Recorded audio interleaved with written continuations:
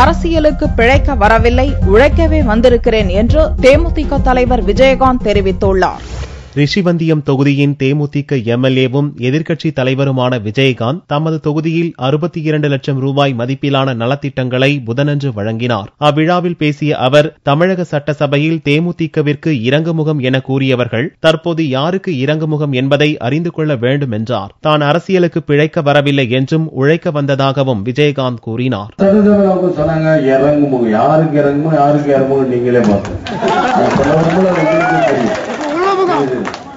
ஏன் இதெல்லாம் சொன்னா அவங்க சொன்னாங்க, உங்களுக்கு இனிமே இறங்குவோம், ஏறுமுகம் யாருக்கு இறங்குவோம் நீங்களே பார்த்து நாங்க எந்த தப்பும் பண்ணல, நாங்க ஒழுங்காதான் இருக்கிறோம், ஊர் சொத்தை கொள்ளையடிக்கல, ஊர் சொத்தை நாங்க கொள்ளையடிக்கல, மக்களோட பங்கு நாங்க கொள்ளையடிக்கல, நாங்க நல்லா இருக்கோம். உங்களா இருக்கோம். இன்னைக்கு தாது பொருட்கள் பூரா கொள்ளையடிக்கப்படுது. யாரால கொள்ளையடிக்கப்படுது?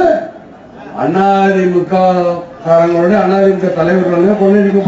ஒருவர் மீது குறை கூறி ஆட்சிக்கு வர வேண்டும் என்ற எண்ணம் இல்லை என்று கூறிய விஜயகாந்த், தாது பொருள் கொள்ளையில் ஈடுபட்டது அதிமுகவினர் தான் என்றும் தெரிவித்தார். உடல்நலக் குறைவால் மருத்துவ சிகிச்சை பெற்ற விஜயகாந்த் நீண்ட இடைவேளைக்கு பிறகு தொகுதிக்கு வந்திருப்பது கட்சியினரிடையே உற்சாகத்தை ஏற்படுத்தியது.